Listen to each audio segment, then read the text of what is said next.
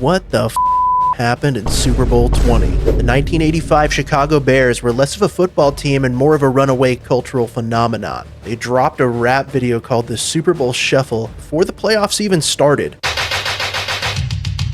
We are the Bears, shuffling crew, shuffling on down, doing it for you. We're so bad, we know we're good, blowing your mind like we knew we would. And swaggered into New Orleans with a staggering 15-1 record. They looked entirely unstoppable, but standing across from them in Super Bowl 20 were the potential party crashers, a New England Patriots team that had just pulled off one of the most unlikely championship runs in modern NFL history. Remind you of something else? To understand how Chicago reached this point, you have to look back at the sheer chaotic personality of the roster. Take quarterback Jim McMahon, a rebellious headband-wearing gamer who was literally half blind in one eye due to a childhood injury, yet somehow still commanded the huddle with swagger. Then there was Walter Payton. By 1985, sweetness was the ultimate standard of greatness. A punishing Hall of Fame running back who'd spent the decade carrying awful Chicago teams on his back, yet had never played in a Super Bowl. If they weren't able to get it done, Mike Ditka had another ace up his sleeve to help get the team into the end zone. Rookie defensive tackle and part-time fullback William Perry, the Fridge. The entire franchise was fueled by a desire to get Peyton his ring, and combined with Buddy Ryan's terrifying 46 defense, consisting of guys like Richard Dent and Mike Singletary, they didn't just win games, they brutalized opponents. Meanwhile, New England's journey to New Orleans felt like less of one about star power and more of a survival story. After years of organizational dysfunction, coaching changes, and mediocrity, the Patriots caught fire under head coach Raymond Berry. They weren't built on flash or pop songs, but they were a gritty, battle-tested group that had to go on the road week after week just to stay alive. To even get to the Super Bowl, they had to pull off a stunning upset against the Miami Dolphins, breaking a curse spanning decades and 18 losses in a row, proving that they had the mental toughness to weather any storm. So, in one corner, you had Chicago's hyper-aggressive defense that didn't just want to stop offenses, but actively try to break them. And on the other side, you had a gritty New England squad operating on house money, looking to complete one last miracle on football's biggest stage. Let's dive right in. Don't you hate it when you do your research, scouring the internet for information about your favorite teams and favorite players, only to find your sportsbook doesn't even offer it? Well, I have great news for you. Guys, football's almost back, and this season, your best bet's going to be with MyBookie. You guys already know this whole offseason, I've been itching to put together a little 16-leg parlay. They give you tons of options to choose from, whether it's the NFL, college football, player props, and much, much more. Oh man, if you're asking me, I think the Seattle Seahawks are going to show everybody exactly why they won the Super Bowl on opening night. Man, I'm going to start cooking up that 16-legger right now. It's so simple. You just put in your bets here with the push of a button, and before you know it, I got myself a betting slip all ready to go. Sign up now by clicking the link down in the description or by using promo code Kawner, that's Kawner, to get registered. Sign up and play today at mybookie.ag. Bet on anything, anytime, anywhere. Bears got the ball first and started with a toss to their bell cow back, Walter Payton, who picked up a good 7 on first down, but the usually sure-handed star was nailed in the backfield on the next play. Losing the ball, the Patriots were suddenly in prime position to score, recovering it. Things started off shakily for the Pats on offense as well, as their tight end, Lynn Dawson, no, not the one you're thinking of, hurt himself badly going for a wide-open routine pass, ended up getting carried out on a gurney. Tony Eason ended up not being able to complete a single pass on their opening drive. They'd have to settle for a Tony Franklin kick, taking a 3-0 lead early. The Bears locked in on offense on the next drive, with McMahon going deep to Willie Gault down the sideline, who showed exactly why he was the definition of a deep threat, hauling it in for 43. They worked their way into the red zone, where McMahon kept it himself, scrambling to the 10, where Ronnie Lepet flipped the shit out of him,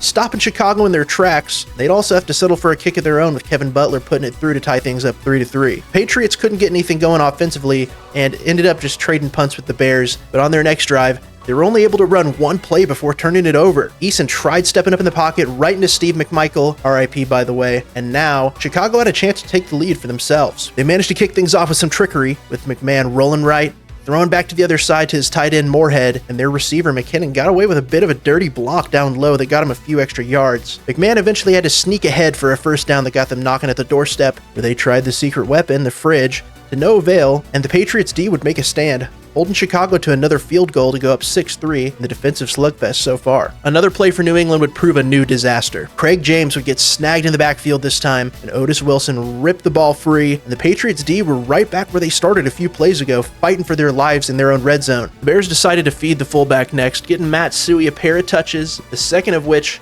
he turned upfield on the toss play, diving into the end zone for the first touchdown of the game, going up now 13-3. The first quarter came to an end, and shockingly, the Bears had put up over 100 yards of offense, while the Patriots put up a horrifying -22. The Patriots unshockingly went 3-and-out again. So far, they were being absolutely smothered by Chicago's defense. Dennis Gentry picked up a quick first down on an outside handoff for the Bears before McMahon tossed it going long towards the sideline to his fullback Suhey for another chunk play. The long drive would conclude with the Fridge clearing the way for McMahon, deleting Larry McGrew from existence, and they'd capitalize for the second time in a row, putting up 20 points now, starting to pull away with their 3-score lead. New England quickly went 3-and-out again with Otis Wilson sacking Eason, and it was at this point that Raymond Berry decided to go with the nuclear option. He decided to pull the starting QB from the game in favor of backup Steve Grogan, because in almost an entire half of football, starting QB hadn't even completed a pass yet. On top of that, New England finally got a break as Matt Suhey caught the Butterfingers bug on his next carry, putting it on the deck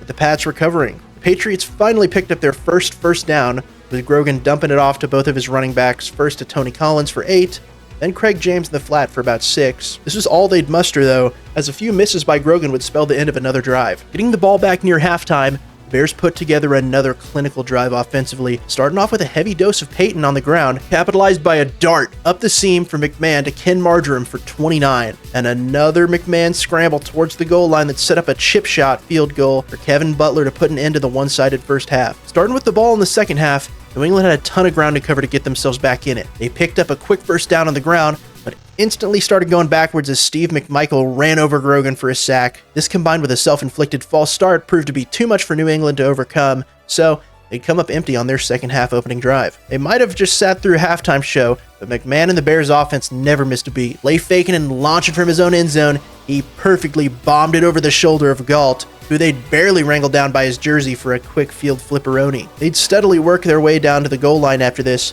the line forming a wedge, and McMahon diving over to take it in for his second rushing touchdown, and now, the Patriots were being flat out massacred 30-3. New England looked like they were headed for another 3-and-out, but this time, Grogan decided to spice things up a little bit with his pass getting popped up and quickly turning into a pick six for the rookie DB Reggie Phillips. And while there was still almost an entire half of football to be played, the game felt all but sealed now, 37-3. As if things couldn't get any worse for the Patriots, Grogan went deep for his receiver, Stanley Morgan next, but Gary Fenchick flew in, leveling him, jarring the ball free for Wilbur Marshall to recover, and tried damn near everything in his power to get a few more yards, including lateraling the ball to Otis Wilson. Without giving the Patriots a second to breathe, McMahon bought some time and chucked it down the sideline to a wide-open Gentry who barely stepped out shy of the pylon, and this time, they'd bring out the secret weapon again, and William Perry plowed through a crowd with zero resistance, and now the Bears led by an earth-shattering 44-3. At this point, the Bears defensively backed off, giving Grogan all the easy stuff underneath. The Patriots just ended up putting together a long drive where they'd get themselves a consolidation score as Grogan found his receiver Irving Fryer on 4th and goal from the 8, and they'd make the score slightly more respectable 10-44. Guys, almost the entire fourth quarter of this game I have labeled in my notes as whatever, comma, bleh. And that's exactly what it was. Ditka pulled McMahon from the game with the comfy lead. Both teams just traded possessions for a while, with Derek Ramsey fumbling away to the Bears, and Steve Grogan throwing another interception somewhere in there. The final notable act of the game was Grogan getting pulled down in the end zone for a safety, and with that, the Bears appropriately put the final points of the game on the board with their defense, 46-10. And the game would just be sauntered away with some ugly backup quarterback football, just the way God intended. Ditko'd get carried on the shoulders of Perry at the end of the day, and the team had finally managed to get Walter Payton that elusive ring. To this day, this remains the only championship Chicago's won in the Super Bowl era, but the 85 Bears did it in such a dominant fashion that they have a great argument on their hands for the best Super Bowl roster ever constructed and best defense ever.